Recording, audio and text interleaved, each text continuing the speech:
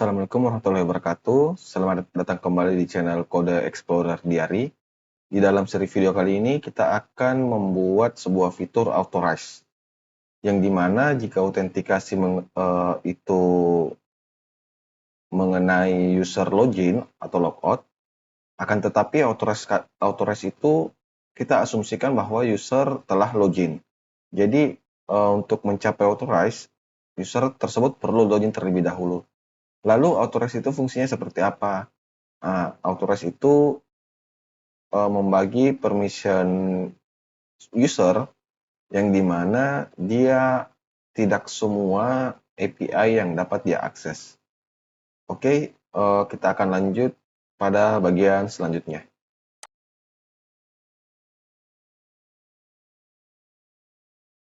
Oke, pada bagian ini kita akan membuat tabel role. Jadi kita masuk ke entity dulu, lalu kita buat sebuah kelas namanya role. Nah, di sini kolom apa saja yang diperlukan. Yang pertama sudah jelas ID. Lalu di sini pada kolom kedua atau properti kedua, name.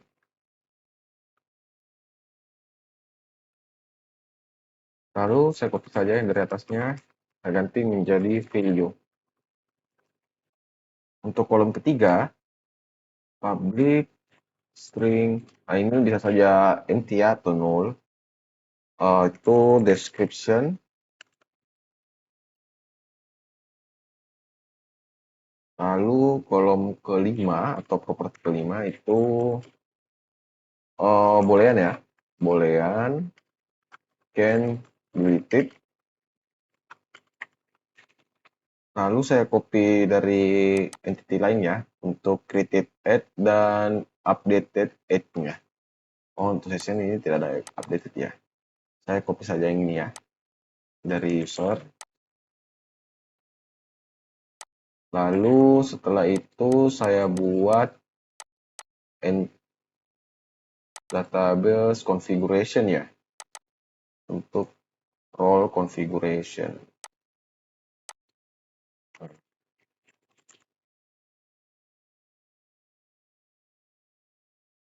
Oke. Nah, di sini menurunkan entity type configuration ya, masukkan kelas entity-nya. Lalu kita terapkan interface-nya ya. Lalu teman-teman bisa ikuti saja langsung ini, karena saya cuma copy untuk mempersingkat waktu. Jadi nama tabelnya itu adalah roles dengan yang menjadi ini key-nya adalah ID. Lalu ada name, value. Nah, di sini saya jadikan is unique ya, value-nya. Terus ada description, ada can deleted yang dimana hash default value-nya adalah true. Lalu ada created add dan updated add. Mari kita buat migrasinya ya. Saya pertama kali saya jalankan dulu database-nya ya. Lalu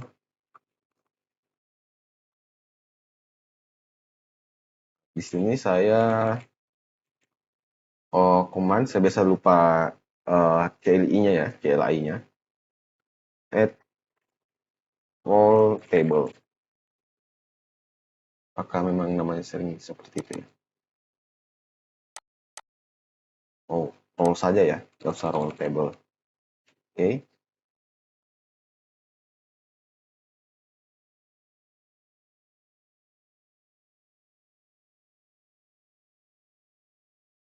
Tunggu hingga migrasinya dia terbentuk. Oke, ini sudah sukses ya. Kita masuk ke migrasinya, saya copy auto generate-nya masuk ke migrasi yang telah dibuat. Saya copy, saya save, lalu .NET F database update.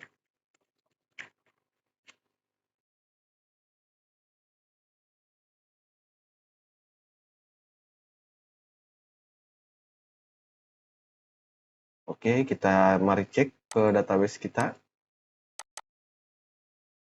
Oh, bukan ini ya. Apakah sudah terbentuk? Oh, kita perlu refresh dulu ya.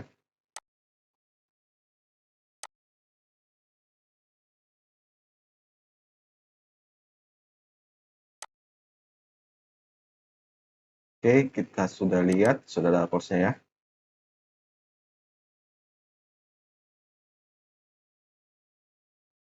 Oke, sampai di sini untuk pembuatan tabel row-nya. Kita akan lanjut ke bagian selanjutnya.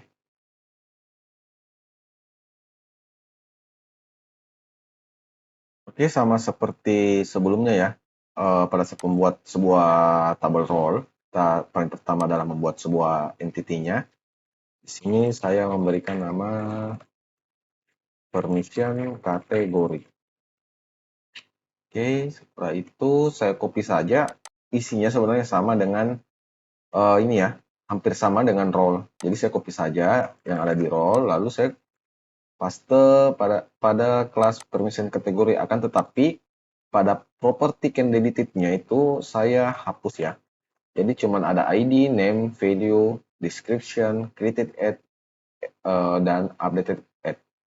Lalu setelah itu saya akan membuat sebuah ini ya, untuk konfigurasinya.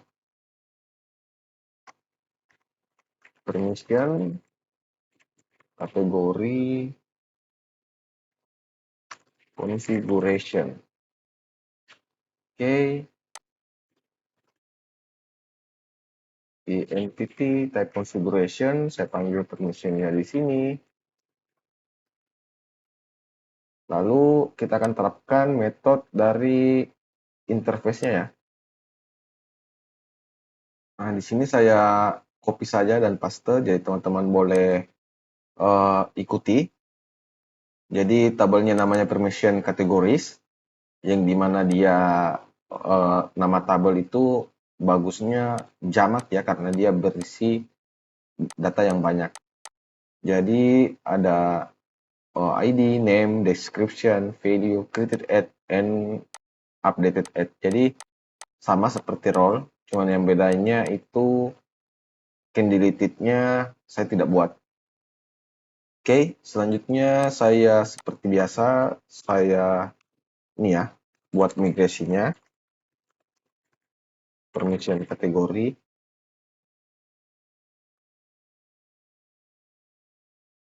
Tunggu sampai sukses.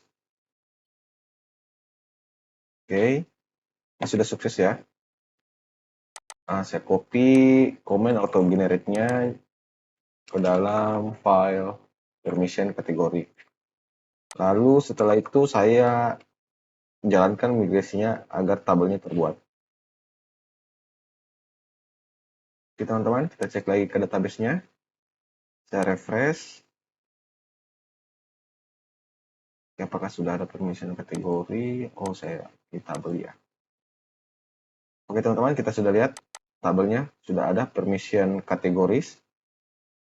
Ada ID, name, value, description, created at, dan updated at. Oke, kita akan pindah pada bagian selanjutnya.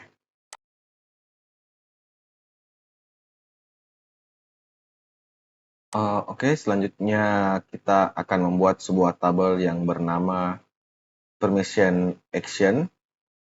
Oleh karena itu, sama seperti sebelumnya, saya membuat sebuah kelas entity yang namanya permission action. Nah, di sini sama dengan seperti permission kategori ya. Nah, di sini saya paling pertama adalah yaitu ID ya, string ID get set, lalu saya memasukkan ID dari permission kategori ya,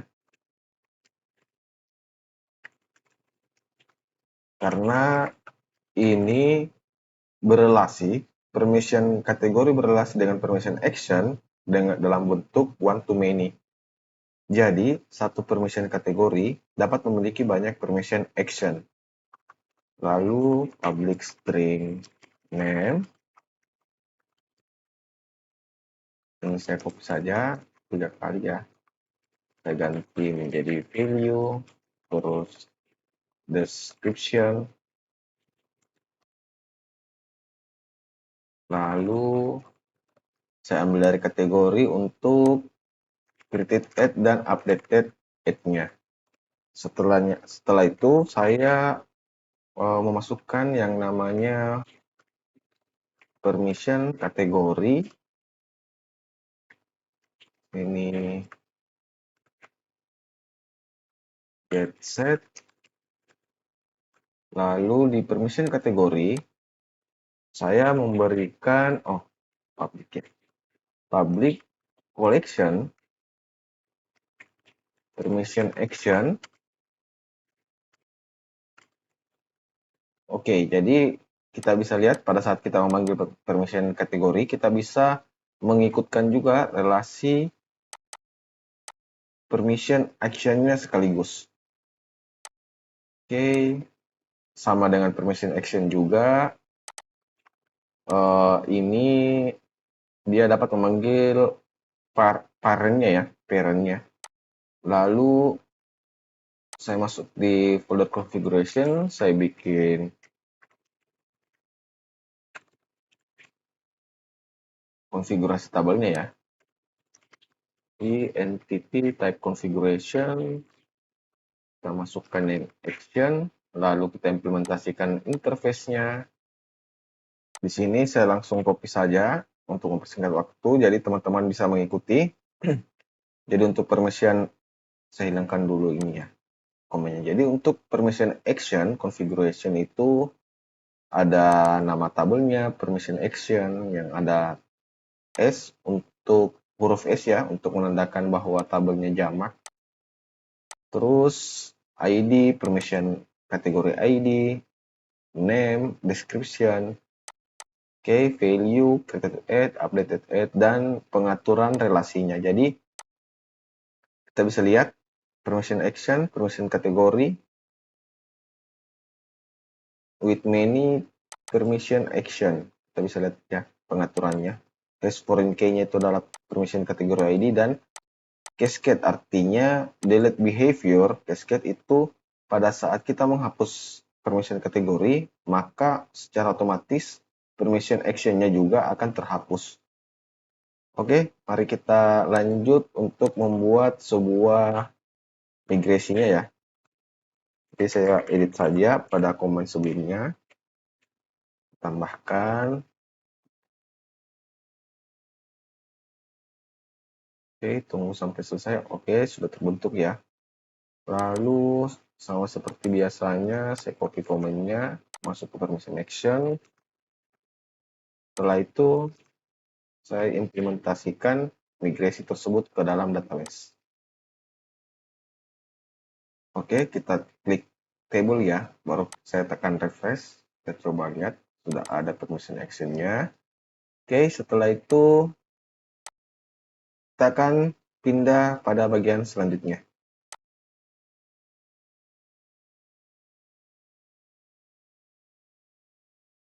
Oke, kita masuk pada bagian selanjutnya, yaitu role permission. Jadi saya membuat sebuah class entity yang namanya role permission. Nah, di sini saya membuat sebuah property public string role ID. Lalu permission action. Nah, di sini jangan lupa juga untuk relasinya ya. Jadi hubungan relasi role dan permission itu many to many. Jadi saya menampung public role.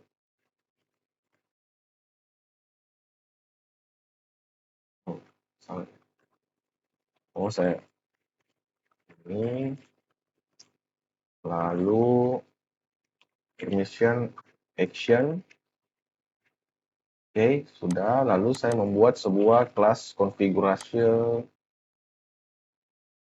konfigurasi database-nya ya. Configuration, lalu menurunkan dari kelas di entity, type configuration, role configuration. Nah, di sini saya terapkan interface-nya ya. Oke, saya copy ya. Eh,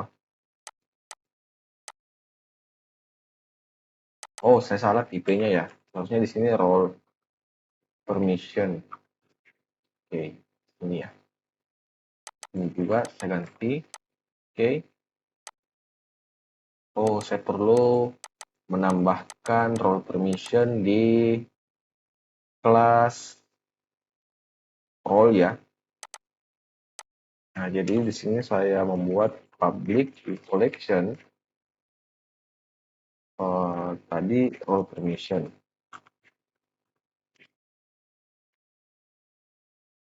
Set, oke. Lalu yang satunya di permission action.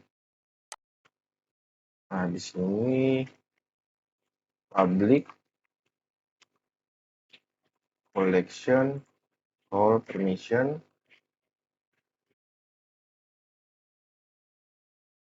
Oke, ini sudah hilang errornya ya. Teman-teman bisa ikuti saja, saya copy saja supaya dapat mempersingkat waktu.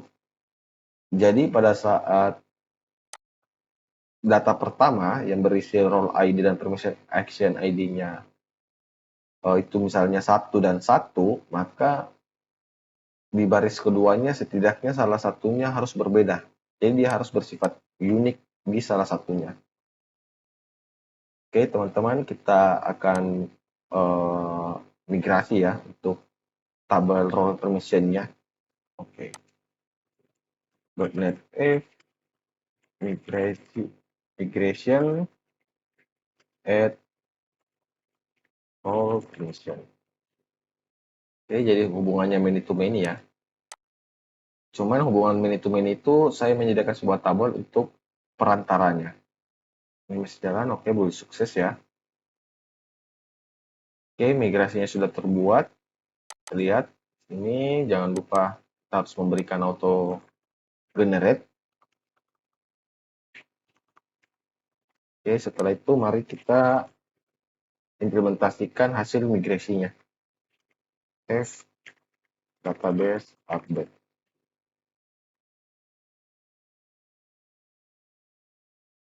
Oke, jangan lupa kita buka database-nya ya. Oke, mari kita refresh.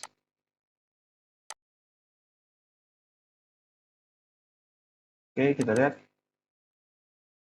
role permission-nya sudah ada ya. Oke, untuk bagian role permission, pembuatan tabelnya sudah selesai, kita akan pindah bagian selanjutnya.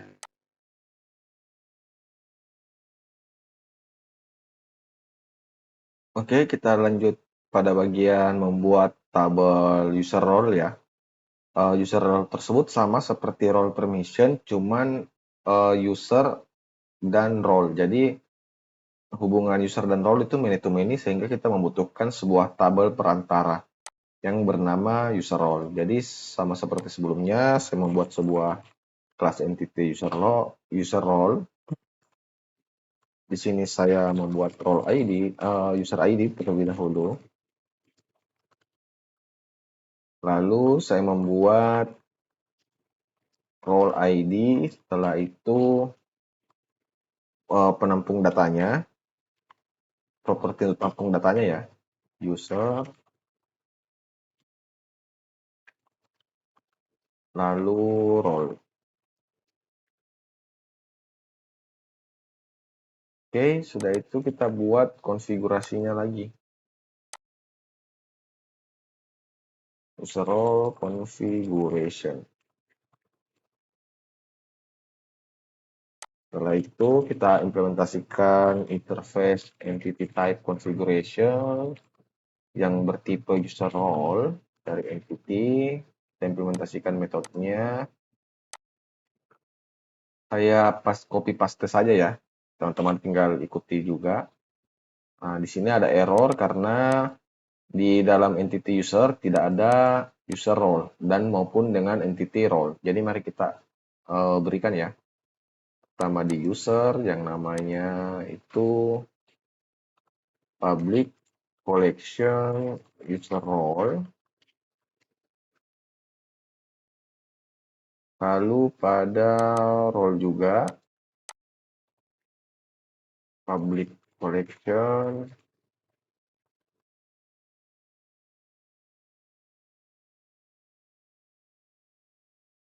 Oke, lihat sudah ya. Kita coba cek lagi. Oke, sudah tidak ada errornya ya. Jadi sama seperti sebelumnya, saya membuat dua kolom sebagai key, yang dimana salah satunya harus unik. Key, role ID, user ID, dan ini konfigurasi untuk relasinya ya. Ini mari kita langsung buat migrasinya.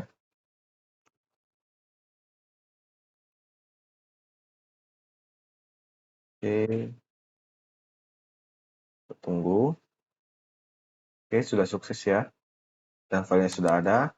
Kita copy lagi command auto generate-nya. Oke, lalu kita implementasikan hasil migrasinya ya. Oke, sudah berhasil. Kita refresh tabelnya. Sudah ada user role, user ID, dan role ID. Oke, kita akan lanjut pada bagian selanjutnya.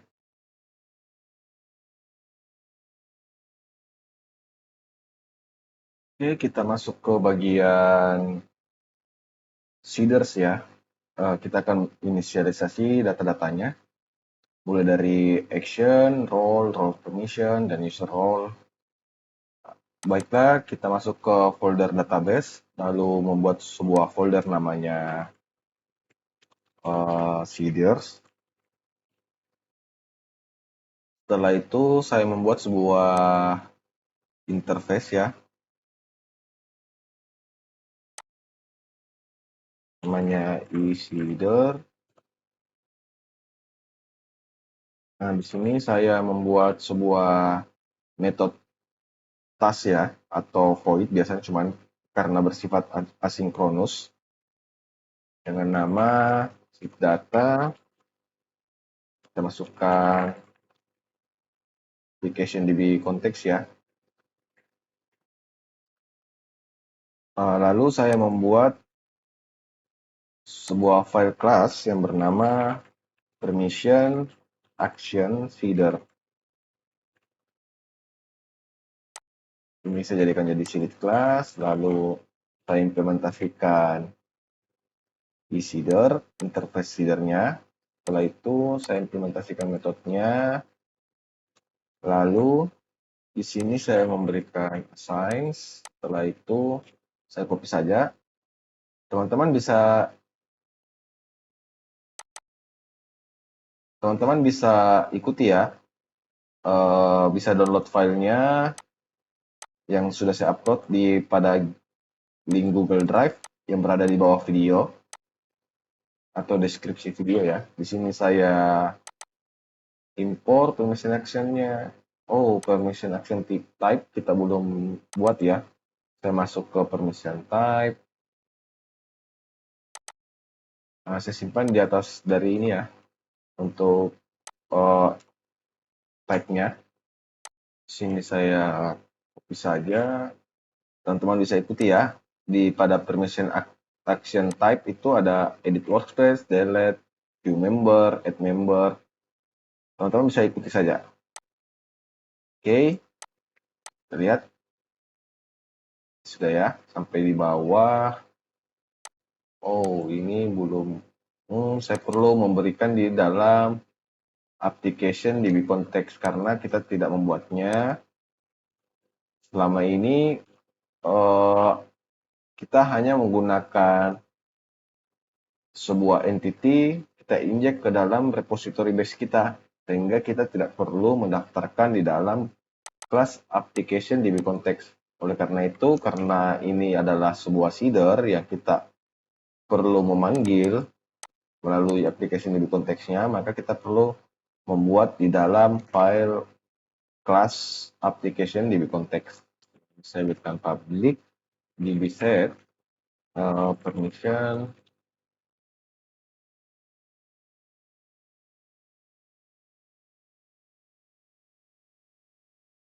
Terlihat sudah ada.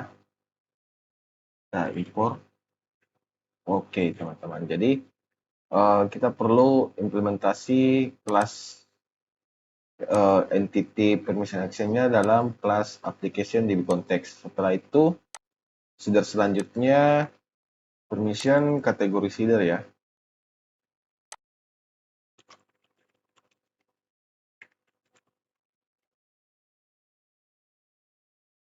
Oke, saya berikan select class juga di sini, lalu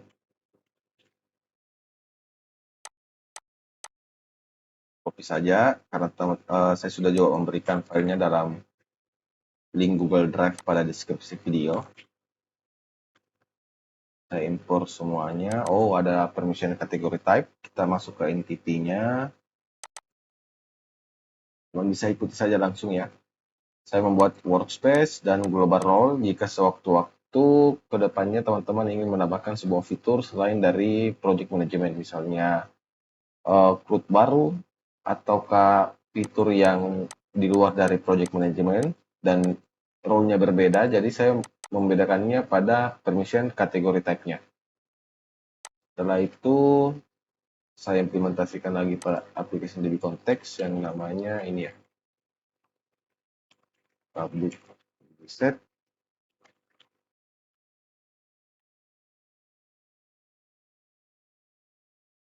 Oke, saya import dari BF4.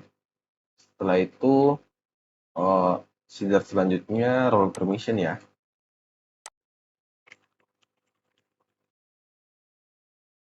Sama seperti sebelumnya.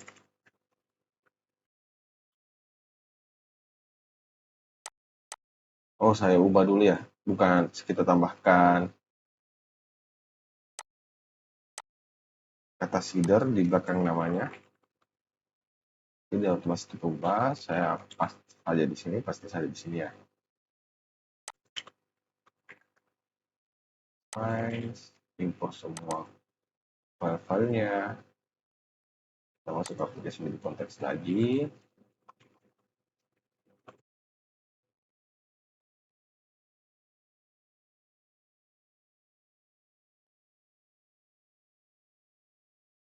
Oke, saya import ini.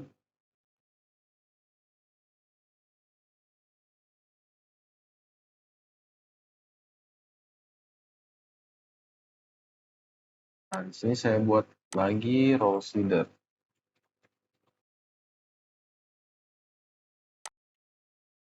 Mas, di seeder. Bisa berikan size, lalu copy.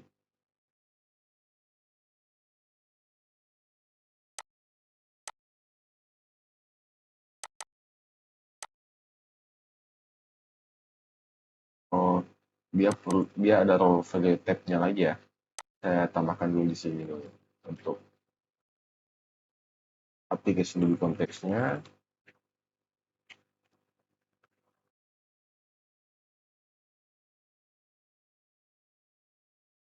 Oke, terus kita import export-nya, lalu kita pergi ke dalam file role. Ini saya fokus saja langsung. Teman-teman bisa lihat ada workspace owner, workspace member. Oke, setelah itu saya membuat user seeder ya untuk testing ke depannya.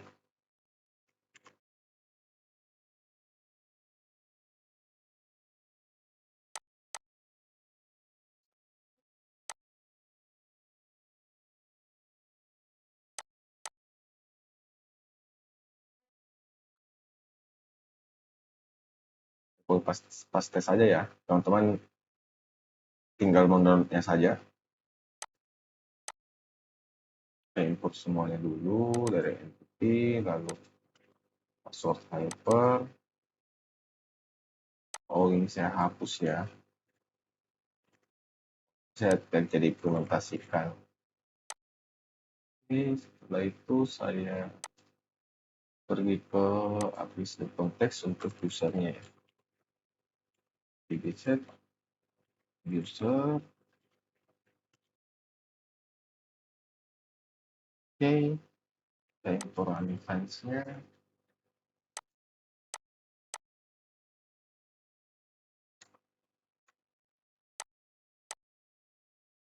Nah, di sini saya membuat sebuah kelas db initializer ya.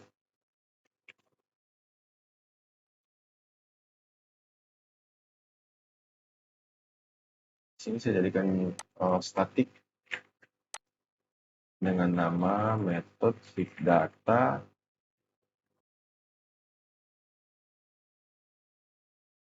Nah, di sini kita tinggal panggil semua file kelas feeder ya. Di sini award sama permission user ya. Saya user dulu. User feeder. Oh, di sini lalu saya ini salah ya, bukan di sini ya. Justru dia jadi static. Saya salah kayak ini. Oh, seperti ini ya, permission action feeder.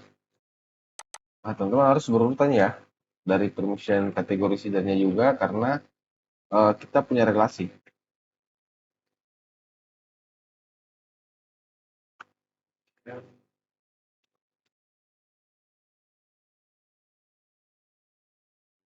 Feeder,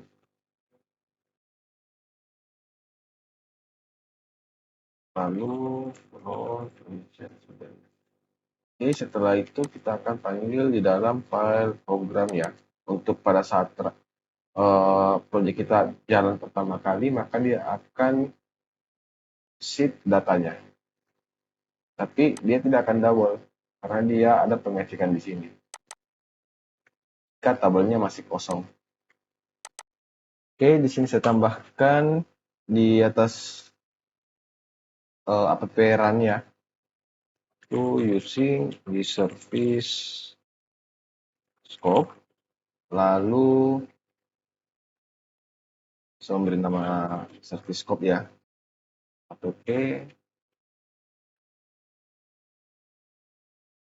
with scope. Setelah itu kita membuat sebuah variabel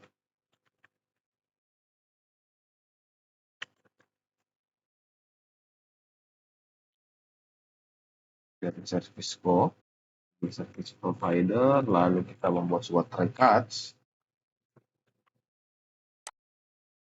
Nah, di sini saya juga perlu mengimplementasikan sebuah migrasi otomatis ya. Jadi jangan takut walaupun kita menyalakan program kita, jika tabelnya sudah ada maka akan mengembalikan sebuah error that tabel exist ya, artinya tabel tersebut sudah ada, tapi itu tidak apa karena hanya sekali saja yang berjalan ya. Sini application view context, get service, di sini get required ya seharusnya. This lalu application view context, terus application view context,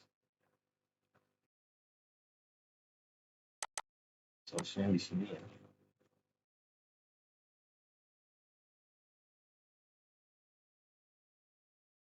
Get assigns,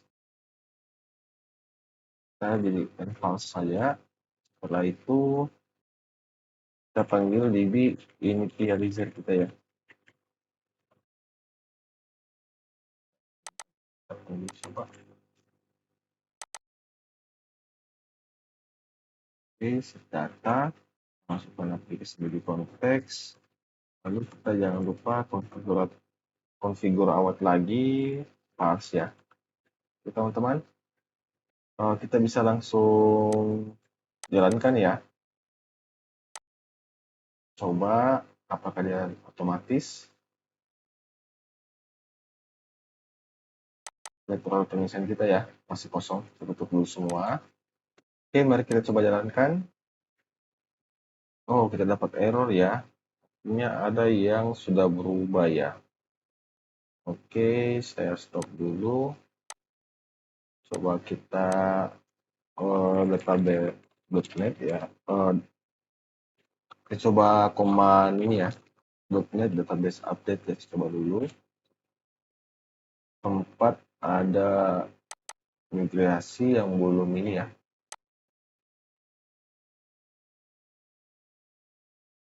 Oh, ada.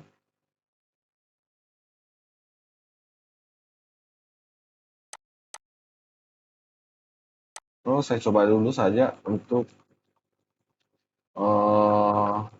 membuat migrasi ya.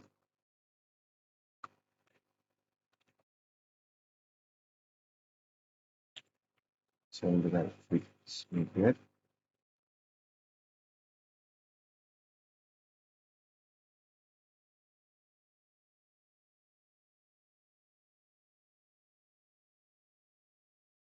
Oh, supaya tahu perubahannya ya. Drop user ID, user ID. Oke.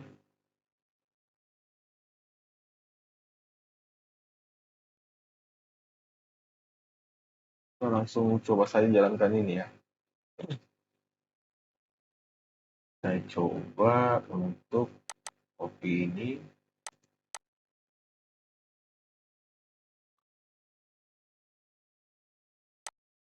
Lalu saya coba update database-nya.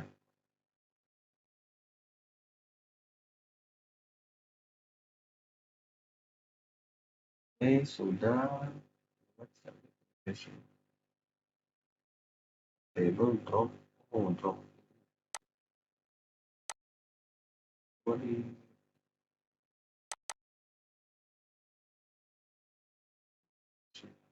Yang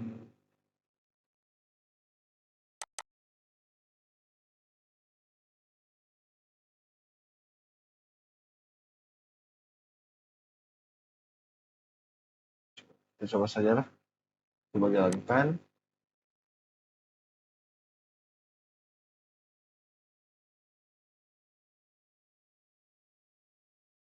Oke, kita lihat ya. Semua sudah jalan. Kita coba buka database-nya. User role kita tidak ada ya. Ini akan diurus nanti.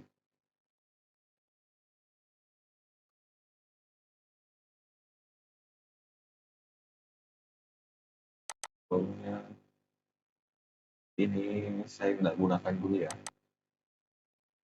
Role-nya ada, role function ada, kategori.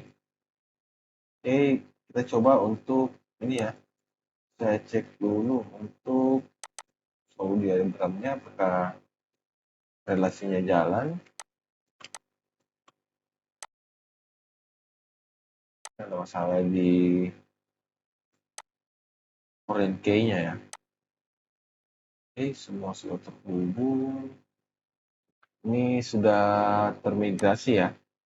Kita akan pindah ke bagian implementasi authorize-nya.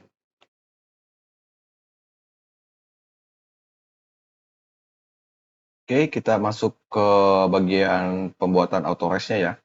Tapi belum diimplementasikan pada endpoint-nya.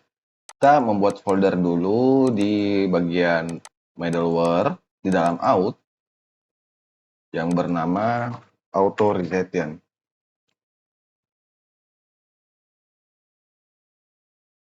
Nah, di sini saya membuat sebuah file yang bernama permission requirement.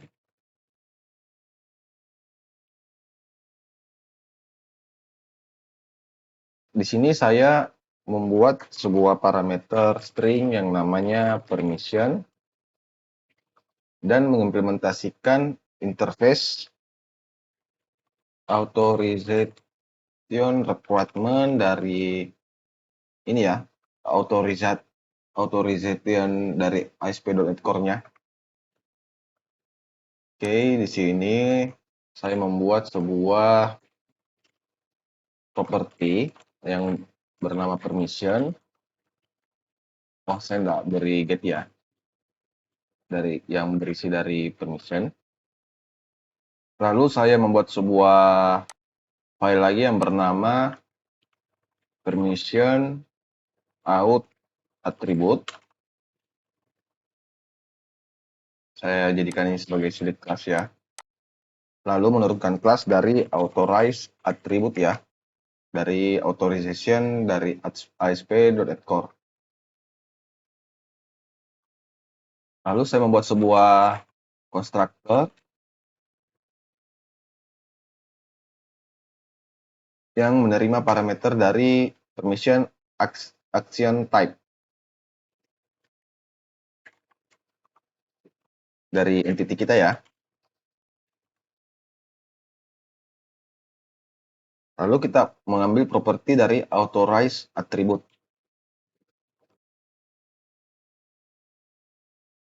Kita isi dengan permission action type kita ya. Jadi dua file sudah dibuat. Lalu saya membuat di sini atribut usage yang berisi atribut target class dan atribut target method ya. Nah, di sini saya membuat sebuah kelas yang bernama general permission handler. Ini saya menurunkan sebuah kelas yang bernama authorization handler ya. Lalu kita panggil permission requirement. Nah, mari kita implementasikan ini ya, metodenya. Setelah itu saya membuat sebuah parameter pada kelasnya untuk constructor primary ya. Saya memasukkan di repository manager.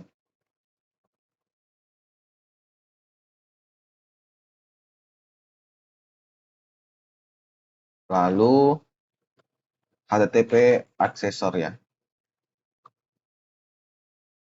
Yang ini HTTP contact accessor. Perhatikan dulu. Setelah itu dalam metode handle requirement signs, ini saya akan mengambil user ID dari cookie yang dikirimkan oleh klien ya. Konteks user find first. Saya masukkan client types. Lalu di sini value. Di sini saya memberikan sebuah kondisi untuk membaca user ID-nya. User ID cookie yang dikirimkan oleh user tidak ada, maka kita mengembalikan konteks file. Lalu return. Setelah itu, di sini saya akan memanggil permission action dari entity yang dapat saja bernilai 0 ya.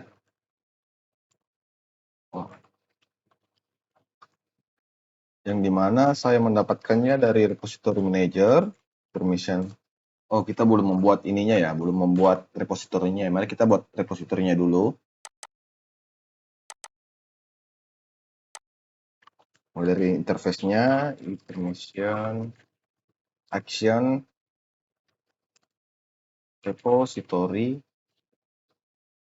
Lalu kita buat kelasnya, saya copy namanya saja tanpa huruf i di awalnya.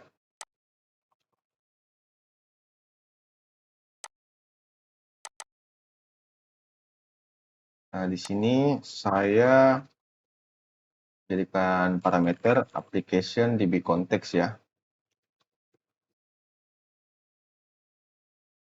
Lalu menurunkan dari repository base.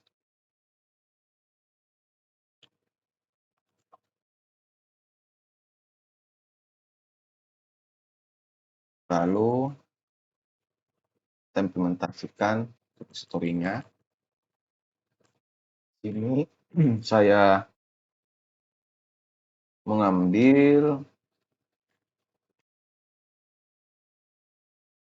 permission action yang bisa saya bernilai 0, get by value with kategori, saya menambahkan assigns ya.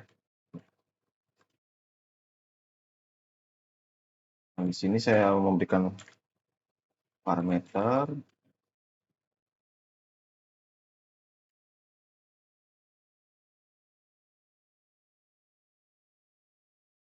Perhatikan dulu ya.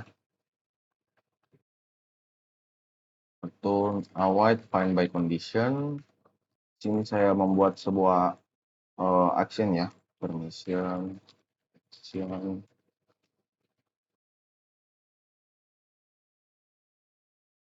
Value equals dari value juga.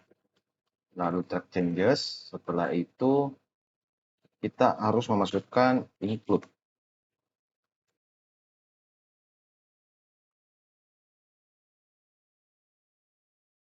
Kita ambil permission kategori ya, agar bukan cuma permission actionnya saja yang kita ambil, justru kita ambil juga permission kategorinya.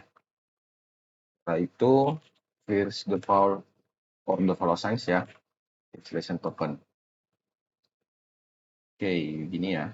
Setelah itu mari kita daftarkan ke dalam interface-nya.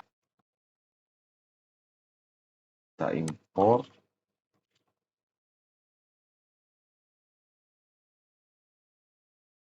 Oke, kita kembali lagi ke general permission handler. Sini kita berikan sebuah variabel untuk mengambil datanya ya. Oh, kita belum mendaftarkannya ke dalam ini ya, repository manager. Seharusnya kita ini. Permission.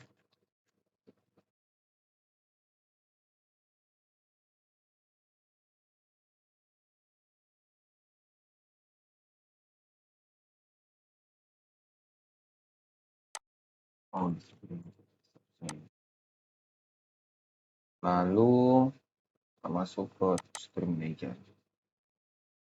Kita copy saja ini ya.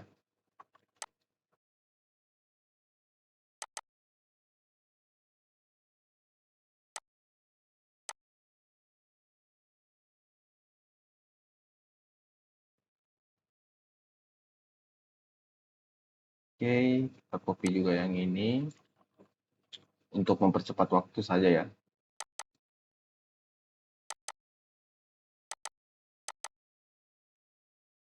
Kita ambil yang ini. Oke, teman-teman, baru kita bisa panggil di dalam general permission handler kita. Oke, get value. Kita rapikan dulu ya. Kita masukkan requirement, permission, lalu false karena kita tidak ini ya, kita tidak ingin mengedit action repository-nya. Kita dapat error await di sini karena kita belum memberikan assign di sini. Kita cek lagi permission-nya ya. There is null, kita copy strukturnya seperti yang di atas ya. Di sini kita membuat sebuah variabel stream bertipe string ya, yang bernama scope value. Kita ambil dari permission fiction, ambil dari permission kategori juga. Oh, di sini saya memberikan switch ya. Scope value, case, workspace. Ini saya memberikan string workspace ID. Nah, di sini saya akan membuat sebuah private method yang namanya get resource ID from context ya. Mari kita buat sebelum kita ini ya. Kita buat dulu private string yang dalam bahasa saya nul ya. Yang menerima parameter string bernama parent name. Kita membuat sebuah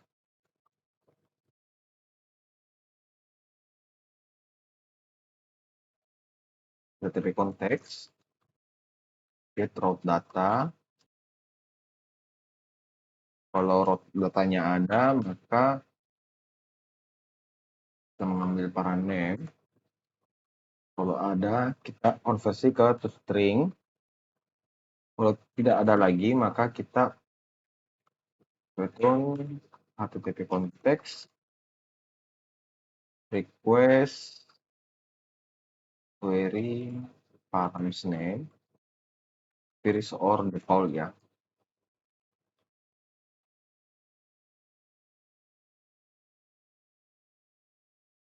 Kita isi sebagai workspace ID. Kita harus melihat berdasarkan param workspace ID-nya. Sini kita cek lagi if string is null or empty dari workspace ID, kita copy lagi konteks file dan return nilai 0 ya.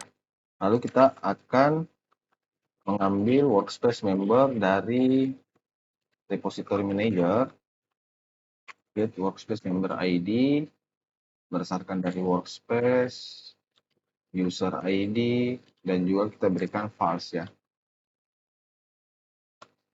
Oke, kita mari rapikan lagi.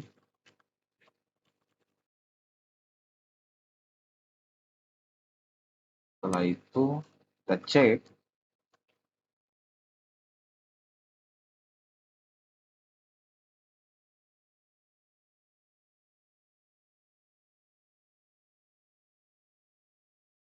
kita sama seperti sebelumnya, kita copy saja. Lalu jika workspace membernya ada, kita akan melihat workspace. Jika workspace membernya ada, maka kita mengambil workspace permission dari workspace member tersebut. Kita memberikan type variable.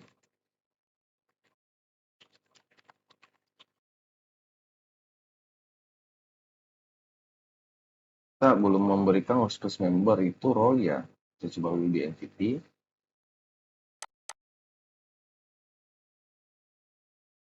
Permission.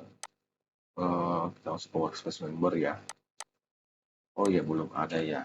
Kita perlu memberikannya sini role. Nah, jangan lupa juga bahwa kita perlu berarti memanggil include role ya di dalam repository workspace member. Nah, di sini kita perlu include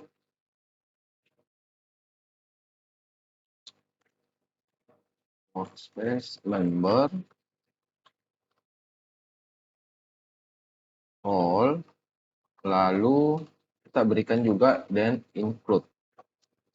Kita masuk ke dalam dari role, kita ambil role permission-nya, lalu dan include lagi dari role permission, kita ambil permission action-nya. Jadi kita perlu masukkan ke dalam lagi. Begini ya. Oke, setelah itu kita panggil role permission. Ini kita select role permission, sambil nilainya value ya. Lalu kita convert ke tulis. Oke, begini. Kita ikuti saja saran dari ini ya, IDE-nya. Lalu kita cek apakah workspace permission contains ada di dalam requirement permission. Kalau ada, maka kita kembalikan konteks sukses. Masukkan parameternya requirement. Jika tidak ada, kembalikan file ya. Lalu kita break di sini. Kalau defaultnya itu saya berikan ini ya, sama seperti di atas. Oke, sudah jadi. Kita akan menerapkan ini ya, general permission handler kita.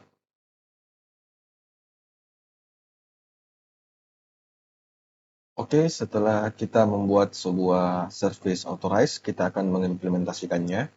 Kita masuk ke service extension, lalu saya akan membuat sebuah metode statik di bawah dari configure authentication ya. Di bawah dari itu saya membuat sebuah metode baru bernama public static void. Setelah itu saya memberikan nama configure auto resetting ya.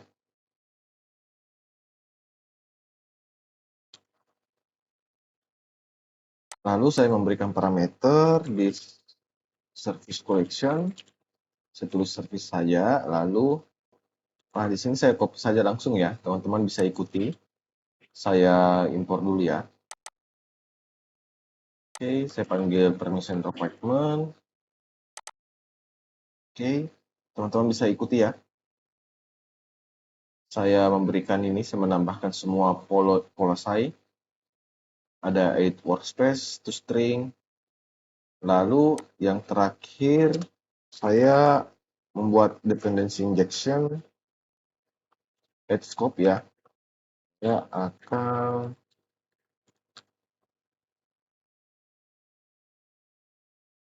beneran permission handler. Nah, lalu kita panggil di dalam file program.cs kita. Di sini saya meletakkannya di bawah dari configure authentication ya. Builder service configure auto resetting ya.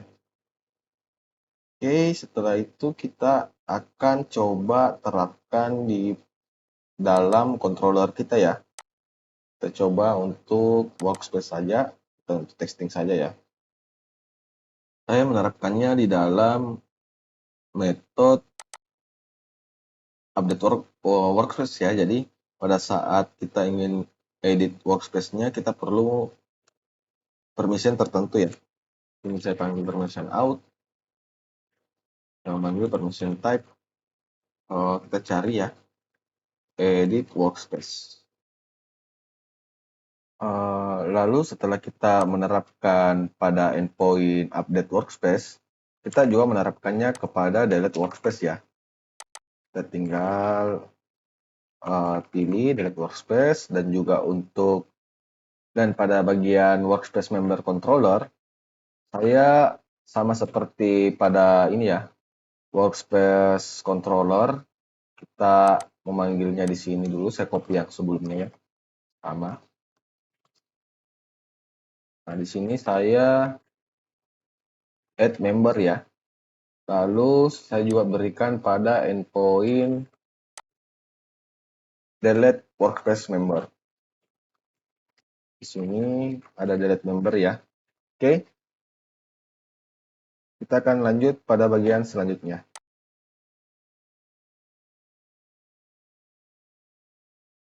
Oke teman-teman, sebelumnya kita sudah mencoba untuk menerapkan autorest kita pada controller. Tapi kita perlu membuat sebuah relasi antara workspace member dan role, karena setiap permission itu berkaitan dengan workspace member. Kita masuk ke file workspace member configuration di bawah dari user ID. Oke, jadi teman-teman bisa ikuti ya. Nah, di sini saya menambahkan sebuah relasi antara role dan workspace member. Jadi satu role itu dapat memiliki banyak workspace member.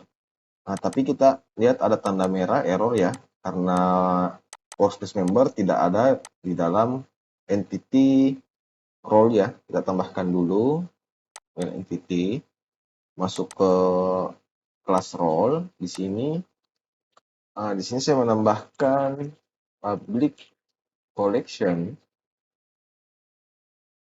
workspace member ya.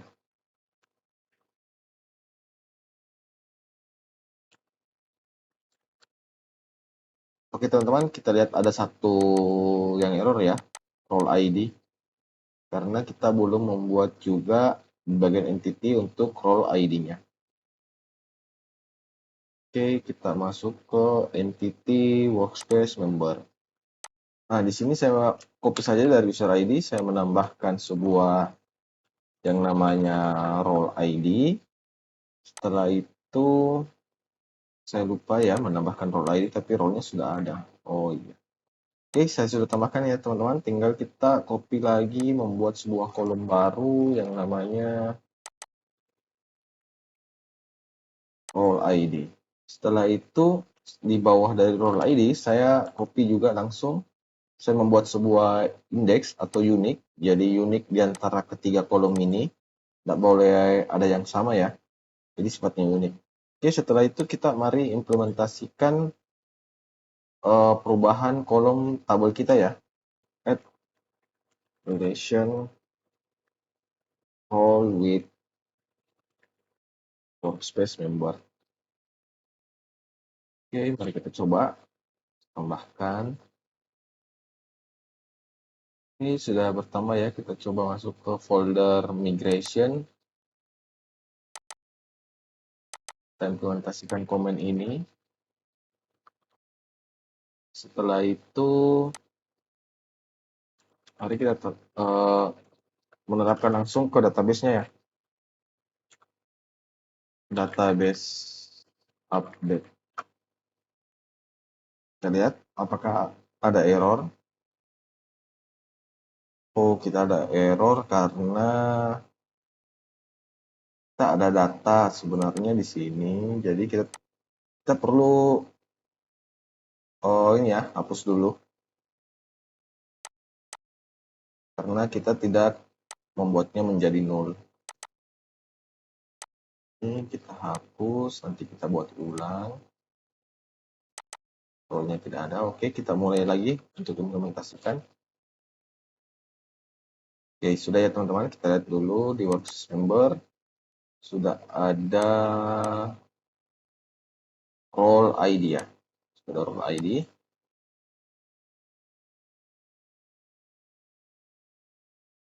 Oke, setelah kita menambahkan relasi role dan workspace member, maka kita perlu update workspace service kita ya, yang dimana kita harus memberikan juga role ID-nya. Sebelum kita memberikan role ID, maka kita perlu membuat sebuah role repository, karena kita perlu mengecek value dari role tersebut melalui repository. Kita belum punya role repository ya, maka saya akan buat dulu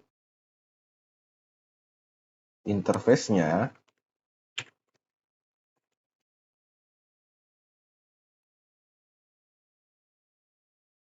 Lalu saya akan membuat sebuah kelasnya.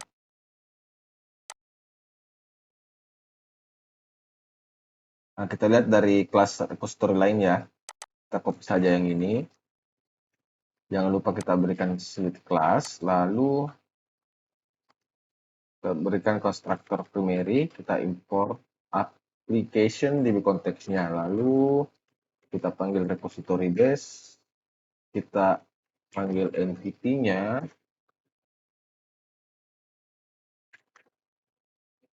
Lalu kita panggil interface-nya ya. Lalu saya akan membuat sebuah metode yang namanya public task yang dapat mengembalikan null ya.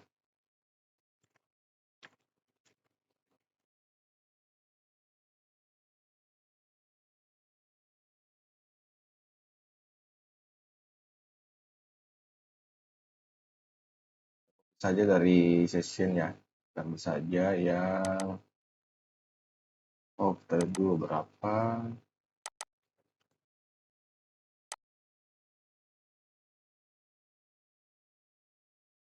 Setelah itu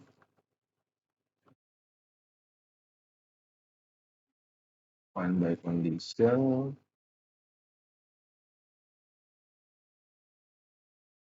dot equals, atau kita saja seperti ini ya. Lalu jangan lupa tag changes-nya. Setelah itu single or default IC, kita masukkan cancellation token-nya. Kita rapikan dulu.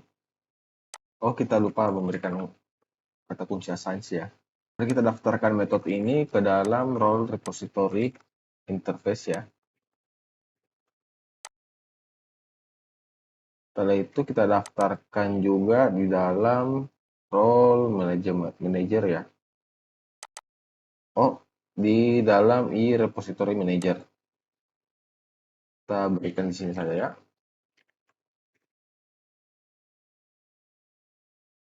Get. Setelah itu masuk ke repository manager. Kita copy saja.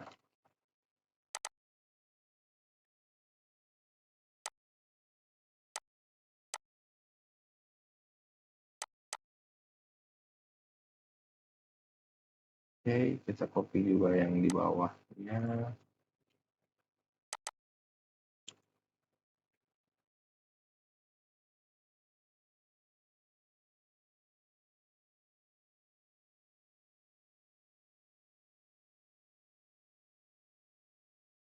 Teman-teman, setelah itu mari kita kembali ke dalam workspace service. Kita perlu membuat sebuah private method yang namanya private async. Ini wajib ya, harus mengembalikan role, tidak boleh null. Kita berikan nama get role by value and check if exists ya. Lalu break changes.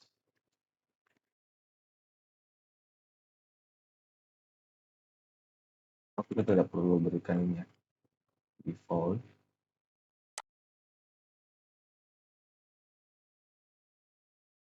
Lalu kita panggil store manager.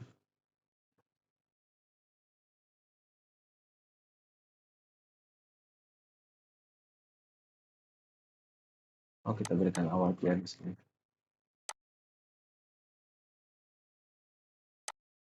Lalu kita cek kondisinya ya.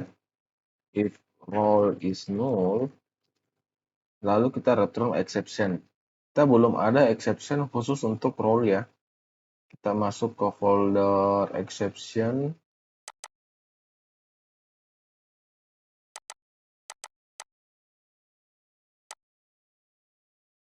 Dengan nama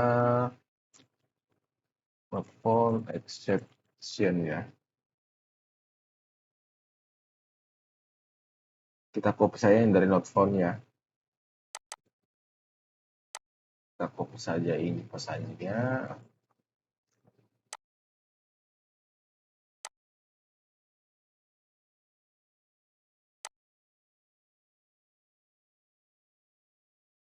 Kita berikan select class. Teman-teman bisa ikuti saja langsung ya. Saya copy saja ini. Kita ganti seperti ini saja ya. Oke, setelah itu mari kita panggil ke dalam workspace service. Kembalikan exception.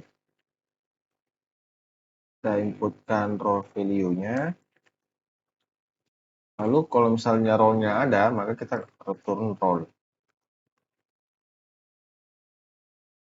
Oke, mari kita lanjut ke dalam pada saat membuat ini ya. Membuat sebuah workspace. Saya meletakkan paling atas. Saya mencari dulu role-nya. Await get if. Kita periksa dulu apakah to string. Terus saya masukkan cancellation token. Oh, kita ubah dulu ya, jadi cancellation token. Kita rapikan dulu. Setelah itu kita masukkan ke sini ya, role ID, role, oke. Kita sebagai cancellation token, kita ubah namanya di sini ya, karena perbedaan nama juga dapat membuat interface-nya tidak mengenali apakah dia diimplementasikan atau tidak. Oke teman-teman, cukup sekian. Selanjutnya kita akan testing endpoint yang kita berikan permission ya.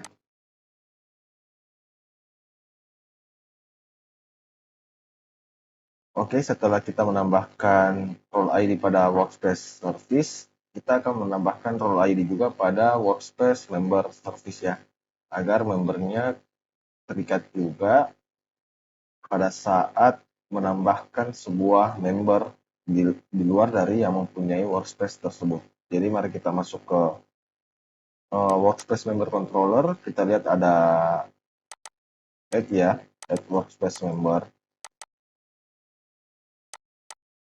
Jadi saya coba untuk melihat BTO ya. Kita lihat di sini kita tidak menambahkan sebuah inputan role ID. Oleh karena itu mari kita tambahkan public string role ID. Setelah itu kita juga menambahkannya di bagian validator ya, agar dapat memvalidasi request untuk menambahkan member dalam workspace tersebut. Masuk ke DTO, masuk ke workspace member. Nah, di sini ya. Saya copy saja yang milik user ID, tapi saya ganti menjadi role ID.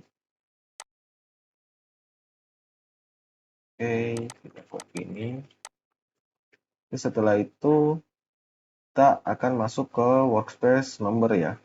Oke, mari kita lihat tuh entity create-nya ya.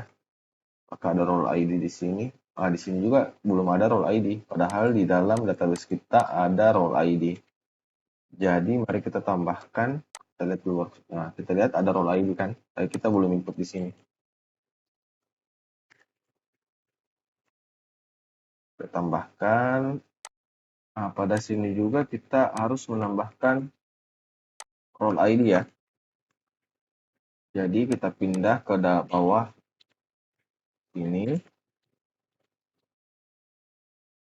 Oke.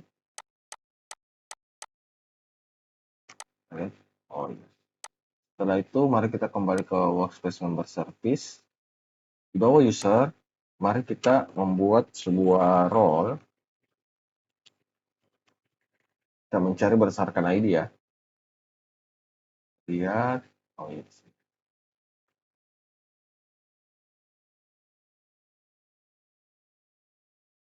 Kita belum mempunyai role. Ini kan role by value. Kita perlu membuat role by ID ya. Kita masuk ke role repository. Kita belum ada get role by ID ya. Kita copy saja yang dari get role by value ya, karena kita hanya perlu mengganti value-nya menjadi ID. Kita tambahkan kata assign saja di sini. Terus di sini ID. Kita ganti juga sini menjadi ID. Ini kita bisa menggunakan equals ID. Oke, setelah itu mari kita daftarkan metode ini ke dalam interface role repository. Setelah itu mari kita panggil dalam sini role by ID, terus kita masukkan role ID. Setelah itu kita memberikan false, lalu considerkan token. Mari kita rapikan dulu. Setelah itu mari kita cek jika role-nya is null, maka kita mengembalikan exception ya.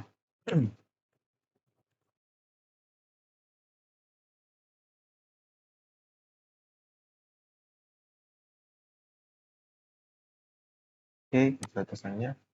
Oke ya. Setelah itu, kalau role-nya ada, maka dibuatlah ini. Oke, mari kita coba ya. Oke, sampai sini teman-teman. Kita akan lanjut ke pada bagian testing authorize-nya ya.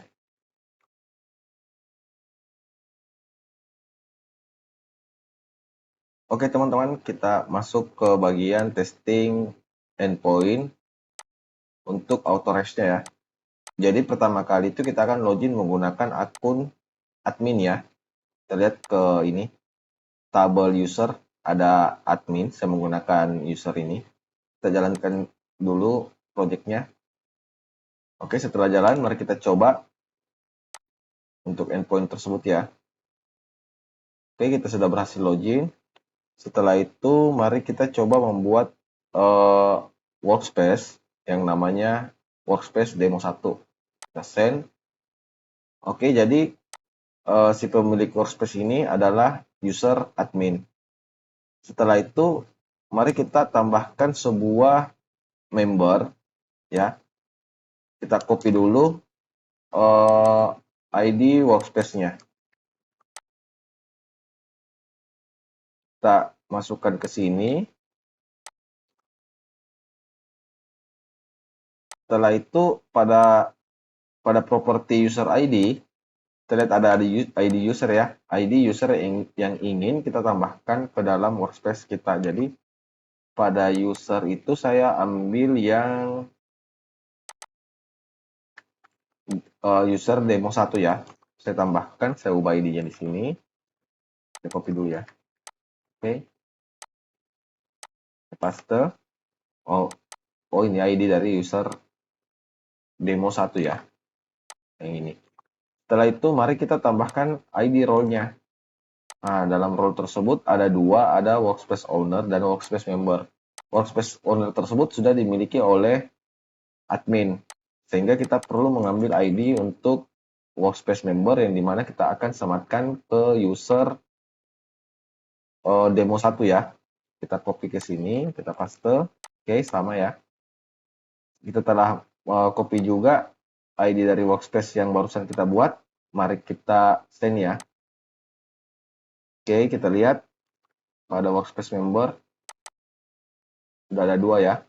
Satu admin dan satunya user demo 1. Setelah itu mari kita coba logout. Kita logout. Setelah itu saya akan login menggunakan akun user demo 1 ya. Jadi saya ganti ini. Saya replace saja ya, baru saya login. Oke, kita sudah login ya. Terus kita masuk ke update workspace. Nah, ID-nya ini saya ganti menggunakan workspace yang barusan kita buat. Saya copy ID-nya. Setelah itu saya pastekan di sini untuk replace. Mari kita coba send. Oke, kita mendapatkan error ya bahwa forbidden, bahwa user demo 1 ini itu tidak bisa mengupdate workspace karena dia hanya memiliki role workspace member, yang dimana dalam workspace member tersebut tidak memiliki akses untuk edit workspace. Kita coba lihat ya. Pada bagian ini ya, database untuk seedernya. Permission, mungkin kita agak susah sih. Nah, kita lihat. Permission action, delete workspace, edit workspace, add member. Mana ya edit workspace? Nah, ini. Mari kita coba copy ini untuk kita cari di sini ya. Oke. Nah, kita cuma mempunyai ini, yang dimana role ID-nya itu, atau kita bisa lihat saja di sini ya, di database ya. Di role permission, kita masuk ke ini ya. Di edit workspace, kita ambil yang ini ID-nya. Coba kita cari di role permission ya. Where permission.